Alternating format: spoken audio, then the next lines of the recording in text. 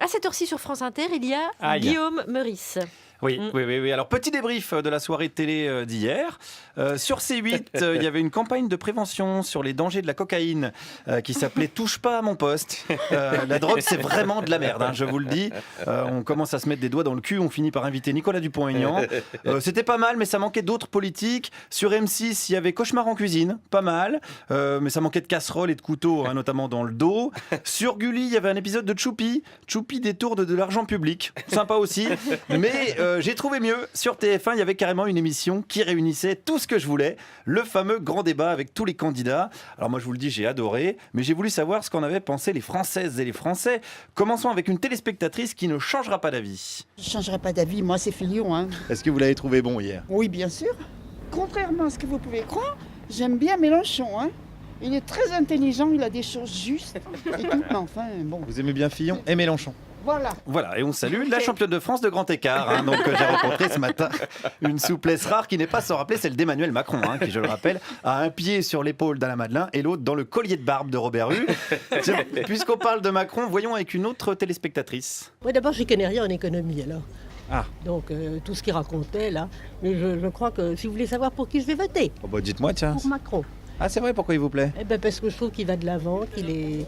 Oui. Donc vous connaissez rien en économie, donc vous allez voter Macron. Oui. Voilà, donc il y a une logique, il y a une vraie logique, hein, puisque les économistes avec Macron, c'est par exemple Alain Minck hein, qui disait en 2008 « La crise est derrière nous ». Ah, donc moi je serais Macron, je préférerais encore avoir comme soutien un corbeau mort cloué sur une porte avec un t-shirt Routel Krief et un slip Paco Rabanne. À mon avis, ça porte moins la poisse. Alors évidemment ce matin, également des soutiens de Le Pen, mais pas de celle qu'on croit, plutôt le père. C'est tout de même lui qui a fait le FN, et j'ai été d'accord avec beaucoup d'idées du père. Attendez, il a tout de même, je ne veux pas faire de racisme ou n'importe quoi, mais il a tout de même eu la priorité aux Français, c'est un peu lui.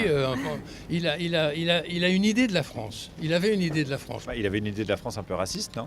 Tout à fait, oui. Mais attendez, maintenant je le suis, je ne veux pas l'être. Mais au fond de moi... Mais c'est Pourquoi vous n'arrivez pas à ne pas être raciste alors ? Je ne vais pas vous dire. C'est compliqué la vie de ce monsieur.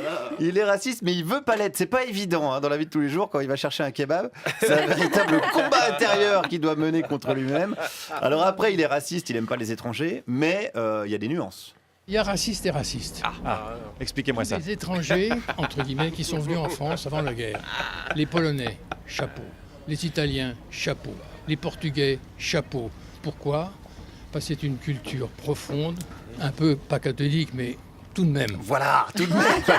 Tout de même, disons que si vous avez choisi la bonne religion, chapeau. Hein, chapeau, comme dit un monsieur. Alors là, la ligne est claire, on pige assez bien où il veut en venir. Ce que je préfère chez vous, Guillaume, c'est expliquez-moi ça. Oui, alors ça m'intéresse. Il y a va tout racisme et racisme, forcément ça m'interpelle. Alors là, c'était compréhensible. Alors je vous avoue, j'ai pas toujours tout compris avec les téléspectateurs ce matin.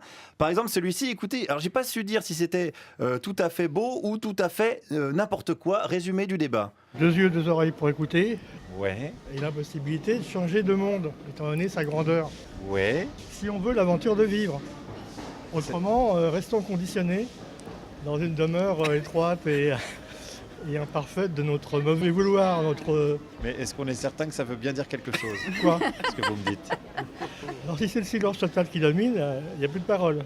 On Ouais. n'entend plus. Ah oui. La vérité serait là, mais la souffrance aussi. Malgré que ce soit extrêmement silencieux. Le bon cœur est là, charitable et fait de son mieux. Voilà, alors si André Manoukian nous écoute, j'ai retrouvé son grand-père. Hein, il faut venir le chercher.